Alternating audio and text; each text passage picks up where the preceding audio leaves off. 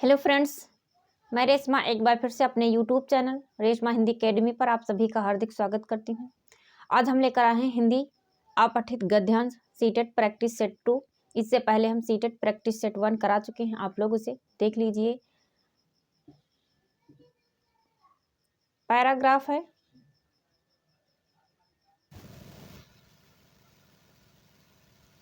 जो कि एग्जाम में 4 से 5 क्वेश्चन बनते हैं। पैसेज से प्राचीन और मध्यकालीन आर्य भाषाओं संस्कृत, प्राचीन और मध्यकालीन आर्य भाषाओं संस्कृत प्राकृत अपभ्रंश का क्षेत्र सार्वदेशिक था जिस रूप में वह उपलब्ध है उस रूप में उसका व्याकरणिक ढांचा भी अलग था। यानी प्राचीन और मध्यकालीन आर्य भाषाओं यानी जिसमें है संस्कृत प्राकृत अपभ्रंश का क्षेत्र कैसा था, तो यह क्षेत्र सार्वदेशिक था। जिस रूप में वह उपलब्ध है उस रूप में उसका व्याकरणिक ढांचा भी अलग था। कैसा था, तो व्याकरणिक ढांचा अलग था। इन भाषाओं में प्रादेशिक निष्ठा नहीं थी। इन भाषाओं में क्या नहीं थी, तो प्रादेशिक निष्ठा नहीं थी, किंतु जातीय भाषाओं में यह निष्ठा बढ़ी। किंतु जातीय भाषाओं में यह निष्ठा बढ़ी।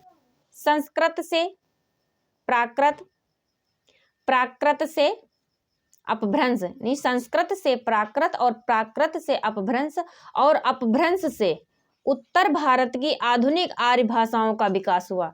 यानी संस्कृत से प्राकृत का विकास हुआ, प्राकृत से अपभ्रंश का विकास हुआ और अपभ्रंश से उत्तर भारत की आधुनिक आर्य भाषाओं का विकास हुआ। किसका विकास हुआ, तो अपभ्रंश से उत्तर भारत की आधुनिक आर्य भाषाओं का विकास हुआ। ऐसा विश्वास किया जाता रहा है और इसके लिए सिद्धांत भी गढ़े गए थे। क्या गढ़ा गया था, तो इसके लिए सिद्धांत भी गढ़े गए थे। किंतु अब यह धारणा कि हिंदी या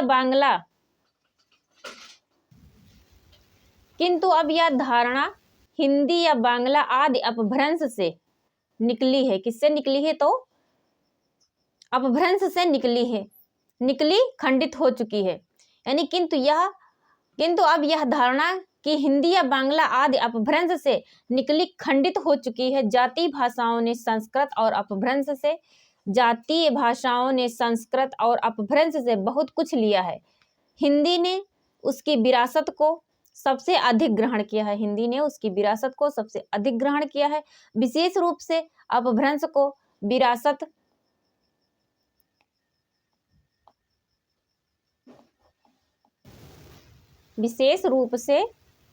को अपभ्रंश की विरासत को शब्द समूह उच्चारण तथा व्याकरणिक ढांचे के अलग होने से अपभ्रंश साहित्य को हिंदी साहित्य का अंग नहीं माना जा सकता, किंतु नैरंतर्य के लिए उसका अध्ययन आवश्यक है। अब है इस पैसेज से बनने वाले प्रश्न, यानी इस पैसेज से कैसे प्रश्न बनते हैं, हम आप लोगों को और प्रश्न दिखाएंगे। चैनल पर पहली बार आए हैं तो चैनल को सब्सक्राइब करिए, लाइक करिए, वीडियो को ज़्यादा से ज़्यादा शेयर करिए और कमेंट बॉक्स में अपना प्यारा सा कमेंट लिखिए। प्रश्न 1 है, संस्कृत से सीधा संबंध किस भाषा का है? संस्कृत से सीधा संबंध किस भाषा से है? ए प्राकृत, बी अपभ्रंश, सी आधुनिक भारतीय भाषाएं, डी हिंदी। तो आप लोग बताइए इसका सही ऑप्शन क्या है। यानी संस्कृत से सीधा संबंध किस भाषा का है? तो इसका सही ऑप्शन है ए प्राकृत। क्या है? तो इसका सही ऑप्शन है ए प्राकृत का। संस्कृत से सीधा संबंध प्राकृत भाषा का है। किसका है? तो प्राकृत भाषा का है। प्रश्न 2 है, अपभ्रंश को हिंदी साहित्य का अंग न मानने के लिए क्या आधार है? अपभ्रंश को हिंदी साहित्य का अंग न मानने के लिए क्या आधार है? ए शब्द समूह की भिन्नता, बी व्याकरणिक ढांचे में भिन्नता,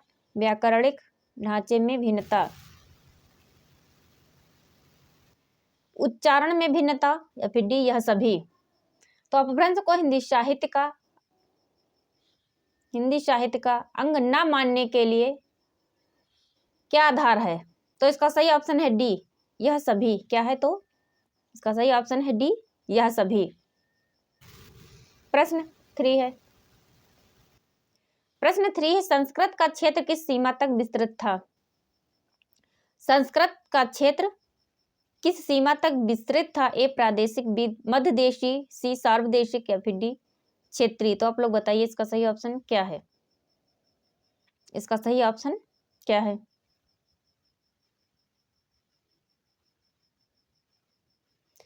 तो इसका सही ऑप्शन है सी। संस्कृत का क्षेत्र किस सीमा तक विस्तृत था? तो यह सार्वदेशिक था। कैसा था? तो यह सार्वदेशिक था। इसका सही ऑप्शन है सी सार्वदेशिक। प्रश्न 4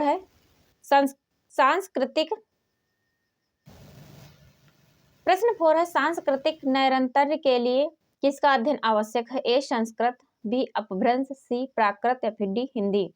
तो आप लोग बताइए इसका सही ऑप्शन क्या है? सांस्कृतिक नैरंतर्य के लिए किसका अध्ययन आवश्यक है? तो इसका सही ऑप्शन है बी अपभ्रंश का।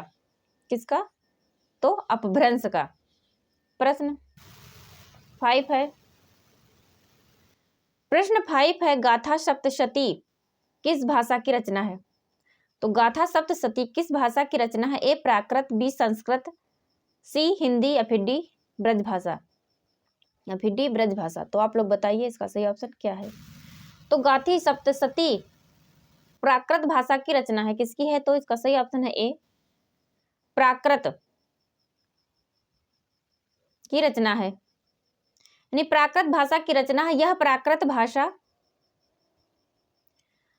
गीत साहित्य की अनमोल निधि है। क्या है? तो गीत साहित्य की अनमोल निधि है। इसमें प्रयुक्त किए गए छंद गाथा है। क्या है? तो इसमें प्रयुक्त किया गया छंद गाथा है। गाथा सप्तशती में 700 गाथाएं हैं। कितनी गाथाएं? तो गाथा सप्तशती में 700 गाथाएं हैं। 700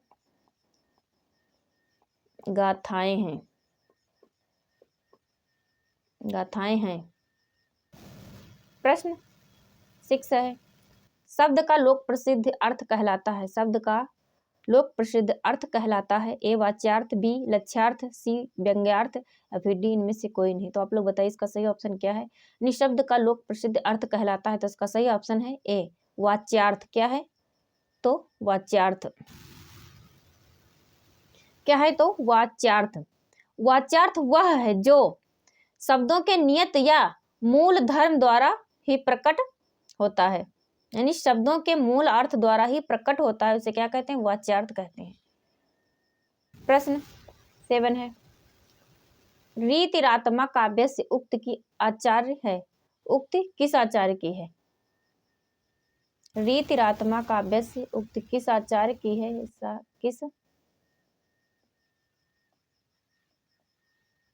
किस आचार्य की है? ए वामन, बी भामा, सी मम्मट या फिर डी दंडी। तो आप लोग बताइए इसका सही ऑप्शन क्या है? इसका सही ऑप्शन क्या है? रीति रात्मा काव्य से उक्त किसकी है? तो यह वामन की है। इसका सही ऑप्शन है ए वामन। क्या है? तो इसका सही ऑप्शन है ए वामन की है।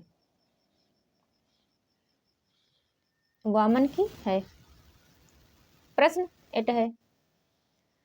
प्रश्न 8 है, इप्सित शब्द का विलोम बताइए। ए अनिप्सित, बी आइप्सित, सी अवसिप, डी अनइप्सित। तो इस इप्सित शब्द का विलोम बताइए। तो इसका सही ऑप्शन है ए अनिप्सित। अब इप्सित शब्द का विलोम है ए अनिप्सित। प्रश्न 9 है। प्रश्न 9 है, वह व्यक्ति जिसके हृदय में भाव उत्पन्न होता है उसे कहते हैं। वह व्यक्ति जिसके हृदय में भाव उत्पन्न होता है कहते हैं। ए विभाव, बी आलंबन, सी उद्दीपन या फिर डी आश्रय। यानी वह व्यक्ति जिसके हृदय में भाव उत्पन्न होता है उसे क्या कहते हैं? तो इसका सही ऑप्शन है डी आश्रय। क्या है? तो आश्रय।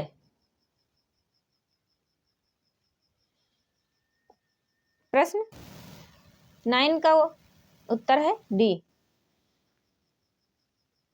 आश्रय।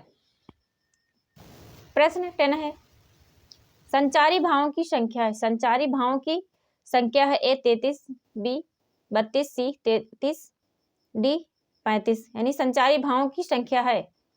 तो आप लोग बताइए इसका सही ऑप्शन क्या है, ए 30, बी 32, सी 33 या फिर डी 35।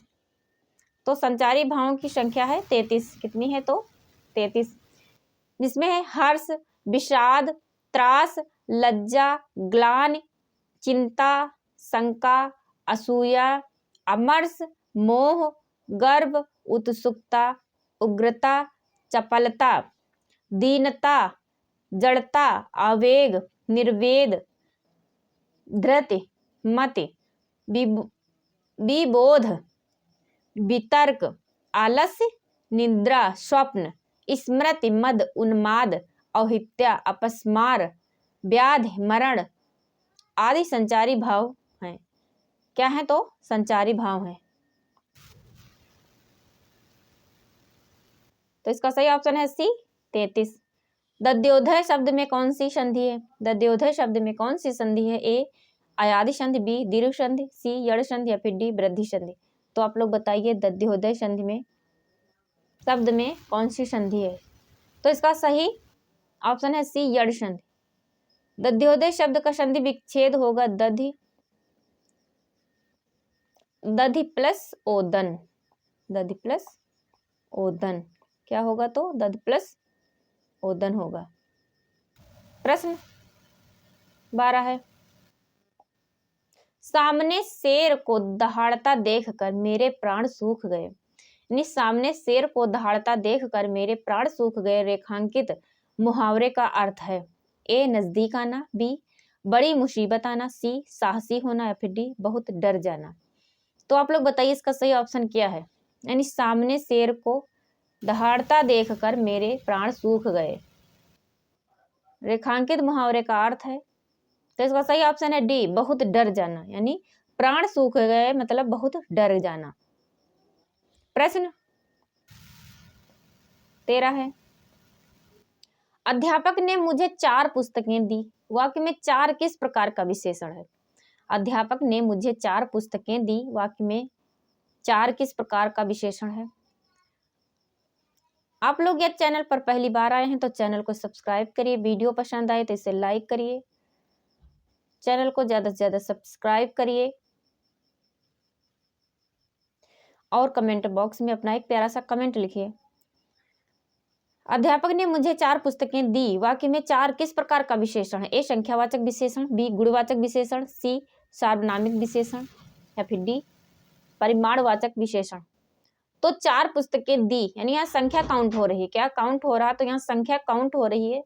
तो इसका सही ऑप्शन है ए संख्यावाचक विशेषण। गुणवाचक विशेषण यानी गुणवाचक विशेषण है यानी बहुत अच्छा है, उसके गुण यानी किसी व्यक्ति के गुणों की चर्चा की जाए। सार्वनामिक विशेषण जैसे यह किताब मेरी है, वह पुस्तक तुम्हारी है। परिमाणवाचक विशेषण से नापा तोला जाता है, इसे 1 किलो गेहूं 2 लीटर दूध, इसे परिमाणवाचक विशेषण कहते हैं। प्रश्न 14 है, आंखड़ियां झाई पड़ी पंथ निहार निहार, जी भड़िया झाला पड़ा राम पुकार पुकार, पंक्ति किस कवि की है? आंखड़ियां झाई पड़ी पंथ निहार निहार, जी बढ़िया झाला पड़ा राम पुकार पुकार, पंक्ति किस कवि की है? तो आंखड़ियां झाई पड़ी यानी रास्ते को देखते देखते हमारी आंखों में झाइयां पड़ गई हैं और जीभ पर छाला राम नाम पुकारते पुकारते जीभ पर छाले पड़ गए हैं। यह पंक्ति किस कवि की है? ए कबीरदास, बी कुंभनदास, सी मीराबाई या फिर डी सूरदास। तो यह पंक्ति किस कवि की है? तो यह है कबीरदास की। किसकी है? तो यह कबीरदास की। प्रश्न 15 है, प्रश्न 15 है, अल्प प्राण ध्वनि है। अल्प प्राण ध्वनि है ए घा, बी गा, सी छा या फिर डी झा। तो अल्प प्राण ध्वनि है, अल्प प्राण ध्वनि 1। तो इसका सही ऑप्शन है बी यानी अल्प प्राण ध्वनि। अल्प प्राण ध्वनि में 1 3 5 आता है, यानी ए 1 मतलब का, 3 का मतलब गा और फाई का अंगा यानी अंगा। इसी तरह चा, जा और इया। महाप्राण में 2 और 4 है यानी खा और घा। तो इसका सही ऑप्शन है बी यानी गा। अल्प प्राण ध्वनि है गा। प्रश्न 16 है, सरहपा का संबंध निम्नलिखित में से किससे है? सरहपा का संबंध निम्नलिखित में से किससे है? ए जैन काव्य, बी नाथ साहित्य, सी सिद्ध साहित्य या फिर डी रासो काव्य। तो आप लोग बताइए सरहपा का संबंध निम्नलिखित में से किससे है? तो इसका सही ऑप्शन है सी सिद्ध साहित्य। किससे है? तो सिद्ध साहित्य से है। किससे है? तो सिद्ध साहित्य से है। सिद्ध साहित्य कवियों में सरहपा का स्थान मुख्य है। सिद्ध साहित्य कवियों में सरहपा का स्थान मुख्य है। सरहपा का 84 सिद्धों में 6वां स्थान है। कौन सा स्थान है? तो 6वां स्थान है। इनका मूल नाम राहुल भद्र था। क्या था? तो इनका मूल नाम राहुल भद्र था। प्रश्न 17 है, मूड पे मुकुट धरे सोहत है, गोपाल पद में कौन सा काव्य दोष है? मूड पे मुकुट धरे सोहत है, तो इसमें कौन सा काव्य दोष है? तो आप लोग बताइए इसका सही ऑप्शन क्या है? तो इसका सही ऑप्शन है एक ग्रामत्व दोष है। ग्रामत्व दोष यानी मूड पे धरे सोहत है गोपाल। गोपाल पद में कौन सा दोष है? तो ग्रामत्व काव्य दोष है। ग्रामत्व काव्य दोष है। साहित्यिक रचना में ग्रामीण बोलचाल के शब्दों में यानी साहित्यिक रचना में ग्रामीण बोलचाल के शब्दों में शब्दों का प्रयोग होने पर ग्रामत्व दोष अब माना जाता है। जैसे प्रस्तुत पद में जो पद है, मूड पे धरे गोपाल, मूड पे मुकुट धरे सोहत है गोपाल, यहाँ मूड यानी सिर के लिए प्रयुक्त किया गया है, यानी मूड जो है वो सिर के लिए प्रयुक्त किया गया है, इसलिए यहाँ पर ग्रामत्व दोष है। प्रश्न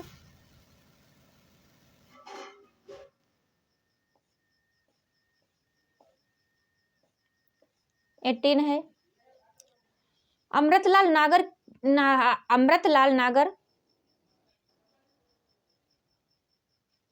के जीवनी परक उपन्यास मानस का हंस में किसके जीवन का चित्रण किया गया है?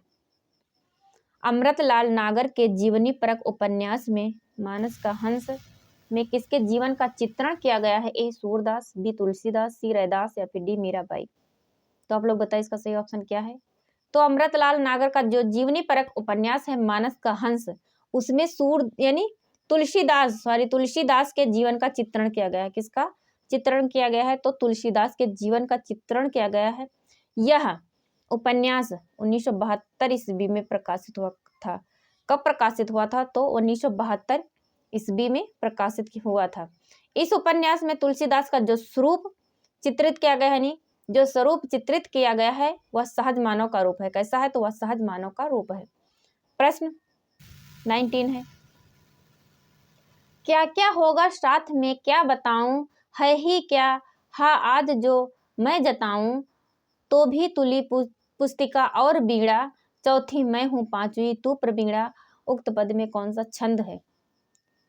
उक्त पद में कौन सा छंद है? ए मालिनी, बी शालिनी या फिर सी भुजंगी या फिर डी इंद्रवज्जा। तो आप लोग बताइए इसका सही ऑप्शन क्या है? तो इसका सही ऑप्शन है बी शालिनी। इसमें कौन सा छंद है? तो इसमें शालिनी छंद है। शालिनी छंद। प्रश्न 20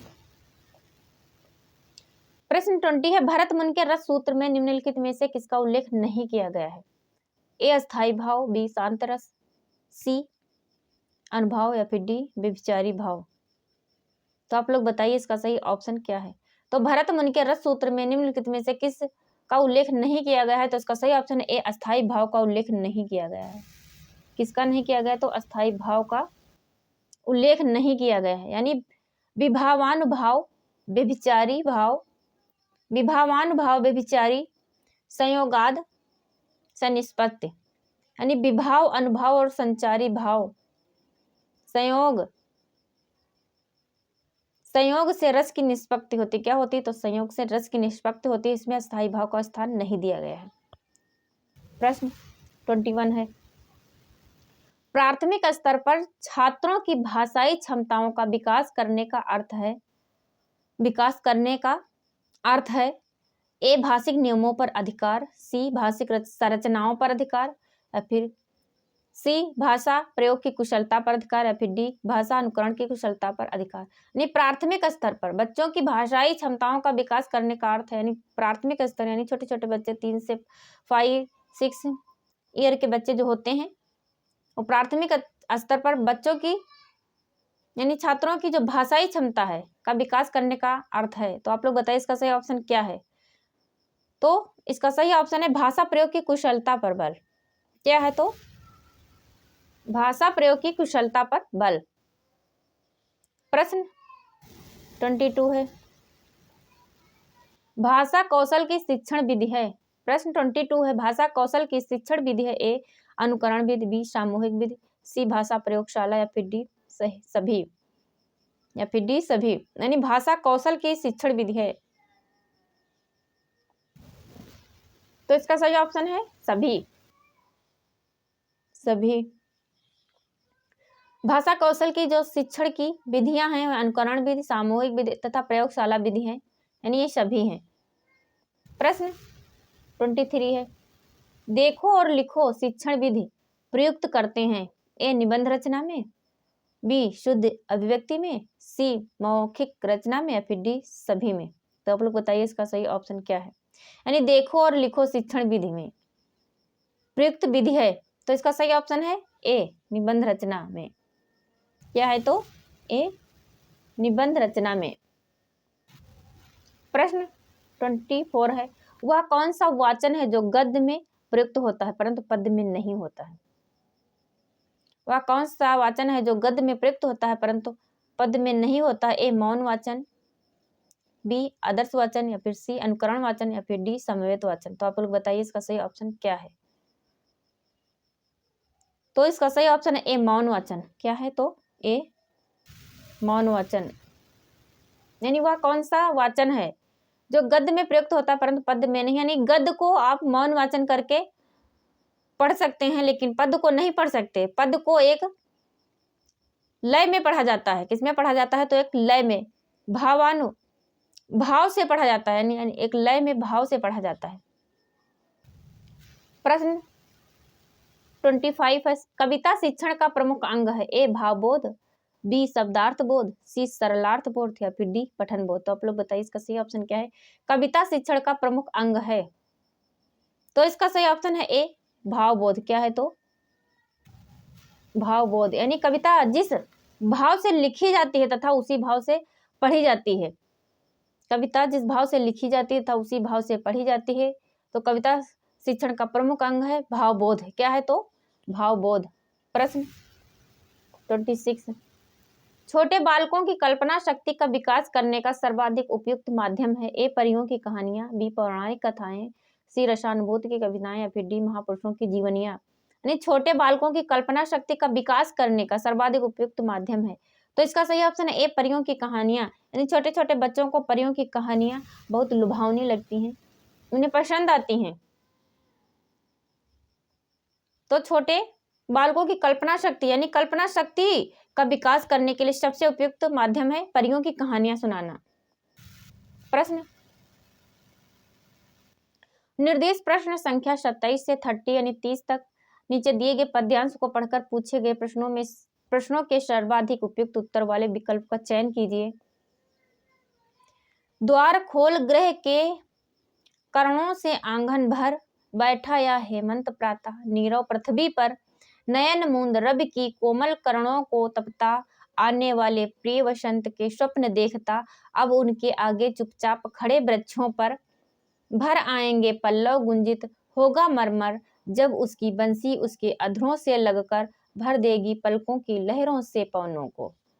तो ये था पद्यांश। पद्यांश से भी प्रश्न आते हैं। अब पद्यांश से बनने वाले प्रश्न 27 है, बसंत के स्वप्न देखता है। पंक्ति का आशय है ए आशा एवं उत्साह का संचरण होना, बी प्रकृति से प्रेम होना, या फिर सी सुप्त होना, या फिर डी जागृत होना। तो आप लोग बताइए इसका सही ऑप्शन क्या है। यानी बसंत के स्वप्न, बसंत जब आता है तो चारों तरफ हरियाली होती है, फूल खिले हुए होते हैं, यानी बसंत के स्वप्न देखता है, पंक्ति का आशय है। तो इसका सही ऑप्शन है ए, आशा एवं उत्साह का संचरण होना। क्या है तो आशा एवं उत्साह का संचरण होना। प्रश्न 28 है, चुपचाप खड़े वृक्ष किस मानवीय भाव को प्रदर्शित कर रहे हैं? चुपचाप खड़े वृक्ष किस मानवीय भाव को प्रदर्शित कर रहे हैं? ए चिंता का, बी तटस्थता का, सी हर्ष का, या फिर डी आलस्य का। यानी चुपचाप खड़े वृक्ष किस मानवीय भाव को प्रदर्शित कर रहे हैं? तो आप लोग बताइए इसका सही ऑप्शन क्या है? तो इसका सही ऑप्शन है डी। क्या है? डी आलस्य का। क्या है तो डी आलस्य का। आलस्य का। प्रश्न 29 है। प्रश्न 29 है, प्रस्तुत पद्यांश का मुख्य प्रतिपाद्य है? ए हेमंत ऋतु की प्रातः काल का चित्रण, बी मानवीय चित्रण, सी प्रकट चित्रण, या फिर डी बसंत का चित्रण, या फिर डी बसंत का चित्रण। तो आप लोग बताइए इसका सही ऑप्शन क्या है?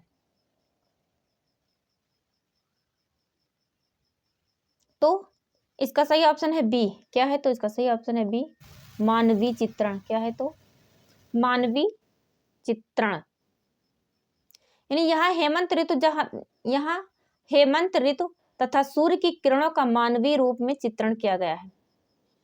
प्रश्न 30 है, द्वार खोल गृह के किरणों से आंगन भर बैठा यह हेमंत प्रातः नीरव पृथ्वी पर उक्त पंक्तियों में कौन सा रस है? ए भ्रांतिमान, बी उपमा, सी मानवीकरण, या फिर डी रूपक। तो आप लोग बताइए इसका सही ऑप्शन क्या है? तो इसका सही ऑप्शन है डी। क्या है तो इसका सही ऑप्शन है डी रूपक अलंकार। क्या है तो रूपक अलंकार। तो आज की हमारी क्लास यहीं तक,